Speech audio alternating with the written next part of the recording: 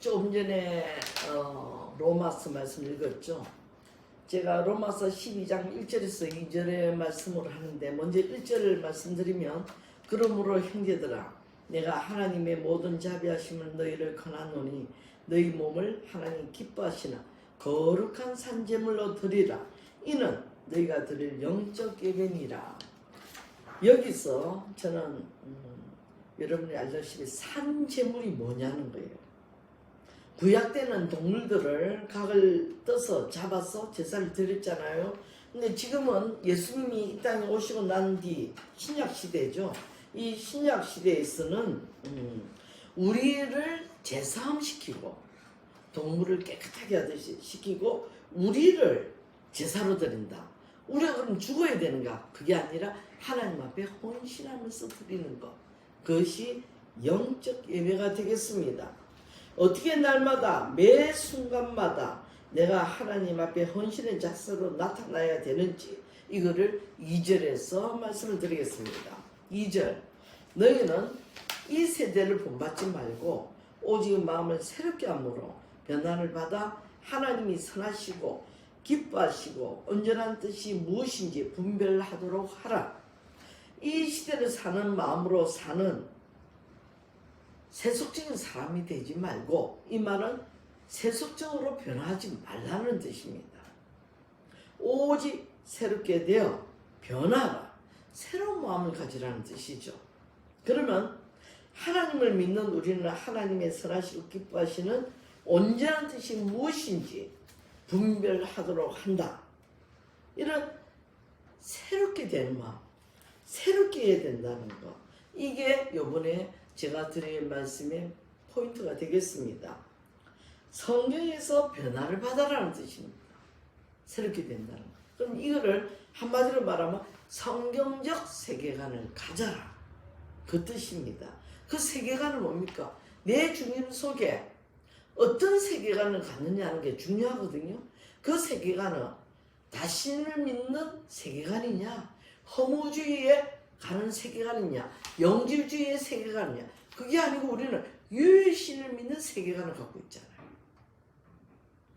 하나님은 오직 한 분이시고 살아계시고 뿐만 아니라 하나님으로 인해서 아들 성부와 성령이 이 땅에 또 보내주시는 그 놀라운 세계관을 갖고 있습니다. 각자가 바라보는 세계, 자신이 가지고 있는 마음으로 그런 관점으로 보지 않으면 그 마음은요 성경적인 마음으로 바라보지 않으면 우리는 새로운 마음이 될 수 없다는 거예요. 왜? 우리가 태어날부터 성경을 보지 않았어요. 나이가 들어가면서 성경을 보는 이해와 관점은 계속 달라지고 있어요. 왜? 이해하고 성령으로 인해서 가르쳐 주시고 우리가 몸이 자라고 커져가면서 말씀도 우리에게 새롭게 날마다 새롭게 역사한다는 것입니다. 세상의 풍조를 바라보지 말고 생각하고 행동하는 것은 성경적 주시는 말씀을 통해서 내가 행동을 해야 된다는 거죠. 그러나 우리가 세상 풍조를 따라가면 비교하고 판단하고 이렇게 살아갑니다.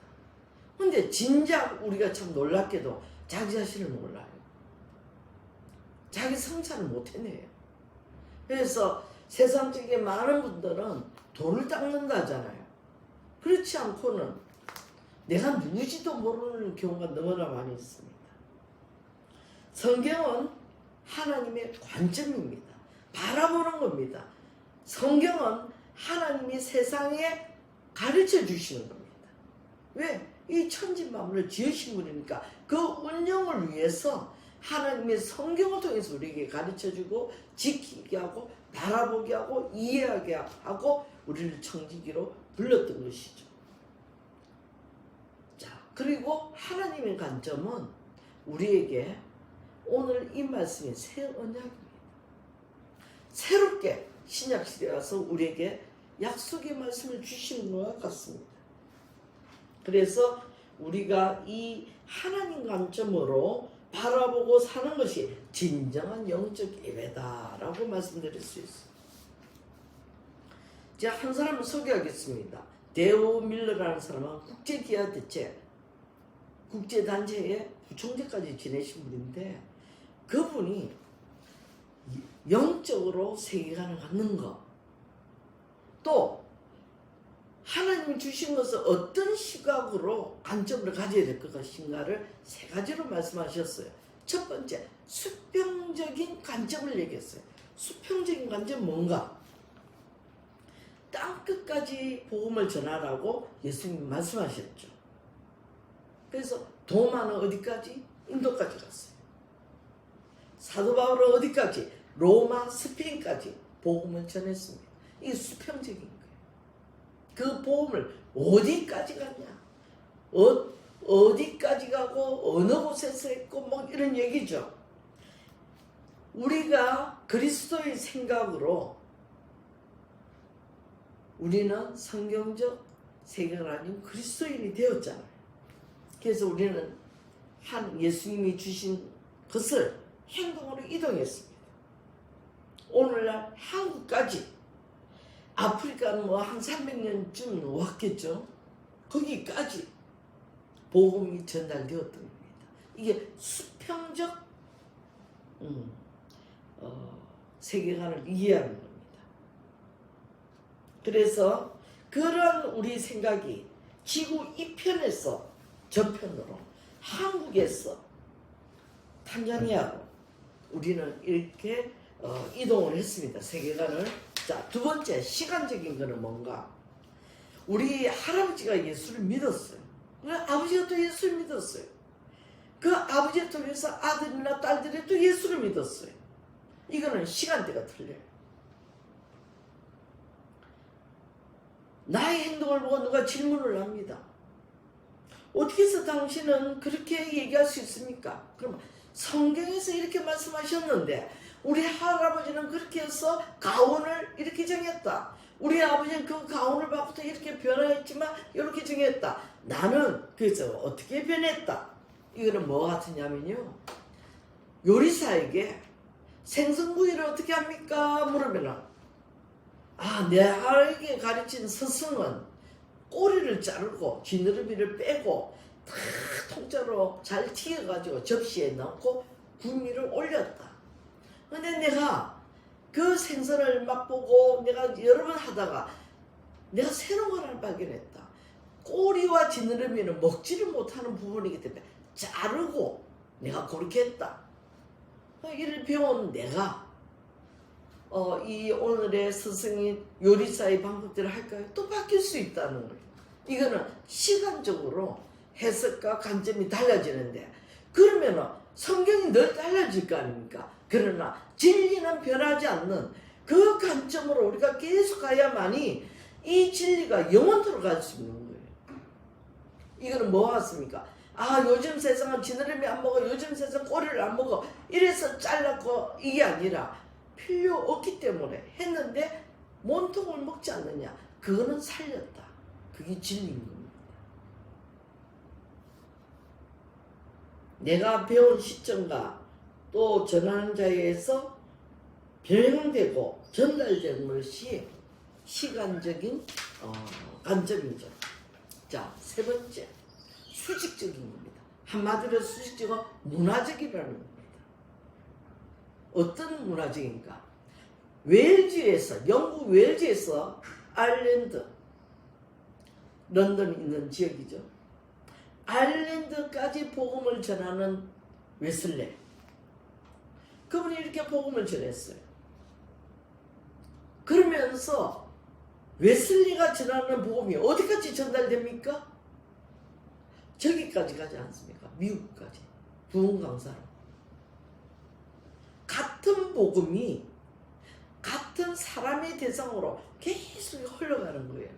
이거는 수평적 이동을 넘어서 우리 웨슬레가 웨일즈의 사람을 대하고 또 아일랜드 사람을 대하고 바다를 건너 미국 사람을 대할 때 그 사람의 생활 방식과 그런 것을 접목해서 복음을 전하는 것입니다. 그 사람 대상이 뭡니까? 그 사람 생활 방식, 뭐 이런 문화적인 거죠. 일종의 빌리 그레함 목사님이 미국에 복음을 전하기 위해서 다수의 사람에게 복음을 전했어요. 그래서 이분이 74년도에 한국에 왔을 때 여의도 광장을 해서 엄청난 집회를 했어요. 이 시점으로 우리나라에나 대형 집회가 기독교에 붐이 일어나요. 지금은 여의도 광장에 하단을 꾸며가지고 이제 들어갈 수도 없지만 집회를 할 수도 없지만 대형 집회가 일어나고 교회에서도 부흥 강사님들의 대형 집회가 일어나요. 이는 수평이동이랍니다. 문화적인 것을 받아들인 거예요, 우리가. 근데 지금 어떻게 됐습니까? 대형 집회를 안 하죠. 이 문화가 그 미국 문화를 배척하는 거죠. 그리고 우리에게 맞게끔 하는 거예요. 안방 문화를 하는 거예요. 그래서 셀그룹 하는 거를 더 선호해가지고 셀처치가 생겨나고 있지 않습니까? 칼막스라는 공산주의 사람이 그 사상을 사람들에게 전달했어요. 사상을 전달했어요. 각 나라의 공산주의 국가가 생겨졌습니다. 문화라는 것은 사상같이 그 나라의 토속적이고 여러 가지를 통해 전달하는 것입니다. 복음도 걸어갑니다. 여기에서 복음을 너무 진화적으로 하면 해방신학처럼 되어가는 거예요. 이 해방신학은 각 줄을 이어주세요. 번역하시는 분이. 누군가에 사로잡혀서 그 사람의 생각과 그 사람의 사명이 성경적이라면 우리는 다른 사람에게 전달되는 것이 좋은 영향력, 하나님 나라를 확장하는 데 쓰임받을 것이라는 겁니다. 근데 요즘에 또 하나 생겼죠. 무슨 문화가 생겼습니까? 미디어 문화가 생겼습니다. 미디어 문화는 너무나 빠릅니다. 인터넷으로. 그래서 그전에 뭐 비틀즈를 초대해가지고 한국에서 막 한호성을 지르면서 콘서트를 본 게 아니고 또 우리 K-팝 스타들이 각 나라에도 가지만 이제는 더 많은 사람들이 K-팝 스타를 본 듯, K 음식 문화를 본 듯 이제는 미디어를 전달받는다는 거예요. 그래서 올 우리 7월 초에 우리 탄자니아 식구들 몇 사람이 말라위를 가지 않습니까? 그들이 어떻게 해서 이 먹을 것을 많은 사람에게 어떻게 공부할 것인가 너무 도전받았잖아. 그 도전받은 걸 저는 마다가스카르에 있는 성교사님들에게 전했어요. 우리가 이 마다가스카르에서는 해봤으면 좋겠다. 왜? 탄자니아보다는 더 못 살지 않냐? 그런 생각을 가졌던 거예요. 그래서 한국에 가가지고 어떤 분을 콜링했어요. 나다를 가지 않겠냐? 그분이 벌써 70%는 확답을 줬습니다. 그런데 그분이 그럼 말라위를 언제 갑니까? 하니까 우리 같이 갔던 강미란 대표님이 이렇게 했어요. 왜 가느냐고 말라위를 또 가느냐. 우리가 찍어온 것도 많고 우리가 말할 것도 많고 그 다음에 그분이 유튜브로 소개된 내용이 너무나 많다. 그래서 우리 각 대표님이 그 내용을 전달하겠다. 마다가스카르에 있는 분이나 또는 콜링 받은 그 장로님 가정이나 내가 설명을 해주겠다. 잘하겠다. 이만큼 보지도 않고 듣지도 않았지만 미디어라는 게 있어서 우리에게 전달받는다. 여기에서 제가 인사이트 얻은 게 하나 있어요. 그렇지. 20, 30년 전에 와가지고 내 삶으로 그들에게 복음을 전하겠다 생각을 했어요. 근데 지금은 그렇게 오랫동안 살 필요가 없는 거예요. 이미 정보가 다 들어가 있어요. 여기에 함께하는 탄자니아 사람, 성도 여러분도 그러지 않아요? 한국이라는 거 가보질 않았지만 이미 한국 사람이 뭐고 어떤 학교고 뭐고 다 알고 있지 않습니까? 그런 것처럼 이제는 30년을 대기하는 게 아니라 10년 안에 우리가 이런 마음으로 왔던 것을 이 현지에 계시는 성도 여러분들이 그대로 또 같이 흩어져서 나가는 겁니다. 적어도 우리 동부아프리카 번영받은 교회 성도님들은 5년부터 아마 후원금 받고 교회 또 여러분의 신앙을 키우고 헌신을 해서 동부아프리카 11개 탄자니아 제외한 11개 나라에 흩어질 것입니다. 11개 나라는 우리 성도님에게 정보를 얻으십시오. 자, 그래서 우리가 복음을 전하고 변화시키는 것은 30년이 한 세대가 아니라 10년 안에 이루어진다는 것입니다. 그 다음 나는 뭐예요? 나는 복음을 전하고 그래서 죽고자 했는데, 여러분 그 걱정을 왜 합니까? 우리가 이 땅에 온 것도 알고 왔습니까? 하나님 보내서 왔죠. 그래서 교회 이름이 동부아프리카 보냄받은 교회입니다. 수평적, 시간적, 수직적 변화, 영향받은 것을 문화적으로 전하는 것입니다. 성경을 통해서 변화받은 마음, 새롭게 된 이 마음은 우리가 하나님 앞에 살아가는 우리가 이 마음을 필요로 해야 됩니다. 그러면 앞으로 보냄받은 교회는, 우리 교회는 무슨 계획을 가지고 있는가? 내년 2024년도에 제가 얘기해도 성사님들 더 부언 설명해 주실 거라 믿고요. 성경적 세계관을 통해 성경적 가치를 전하는 교회가 되어야 되고, 성도가 되어야 되고, 하나님의 대사가 되어야 되고, 하나님의 나라를 확정하는데 쓰임받는 헌신자가 되어야 된다는 것이 우리 교회의 목표가 되고 우리의 만남이다 라고 전하고 싶습니다. 그래서 내년도에 이러한 계획을 하나 결정했습니다. 내년 8월 초부터 9월 중순까지 6주간에 WCS를 영어로 강의할 예정입니다. 누구를? 지금 동부 아프리카 보냄받은 교회 성도님들 위주로, 그리고 마다가스카르에 있는 우리 선교사님이 양육하는 타나 대학생들, 졸업생들 중에서 많으면 10명이지만은 10명까지는 안 갈 것 같아요. 남녀 합쳐서 8, 9명 정도가 모집되면 은비아의 ICC 호텔에서 저는 할 예정입니다. 그래서 그동안에 나의 소견대로 살아왔던 거, 성경을 읽거나 내 삶의 정욕이 안 됐던 거, 또 나의 부모나 환경에서 상처받은 걸로 인해서 내가 도무지 내 기질과 성품이 변화가 되지 않는 것, 성경적으로 가르쳐 주는 것을 다 습득하지 못한 것을 이 WCS 기간에 가르치고자 합니다. 그래서 우리가 같은 예수 그리스도를 믿는 그리스도인으로서 같은 세계관으로 가치관을 실현하는 자로 서기를 원합니다.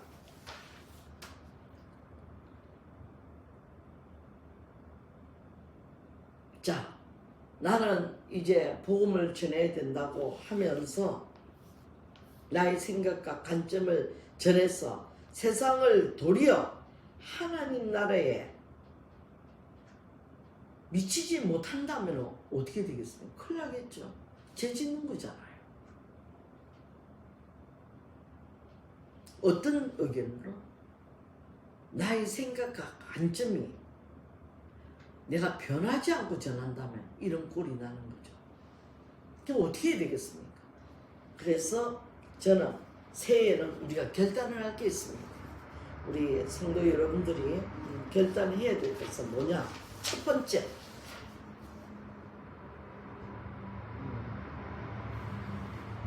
성경을 읽자. 좀 조직적으로 다 함께 성경을 읽어봅시다. 어떻게 읽는가? 첫 번째, 성경 통독 날짜를 정해놓고, 좀 휴가 되는 날 정해놓고 처음부터 다 같이 만나가지고 뭐 우리 그 지금 있는 장소도 좋고 다 같이 합숙하면서 성경을 새벽부터 늦게까지 읽고, 밥은 누가 또 공급을 해주고, 이렇게 성경을 쭉 통독으로 읽는 방법이 또 있고요. 또 한 번은 1년 동안에 말씀을 통해서 묵상을 하잖아.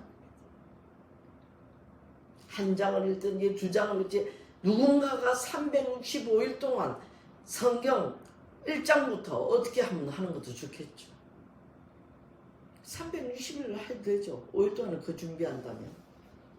그렇게 해서 성경을 내 삶으로 적용하자는 거예요. 두 번째로.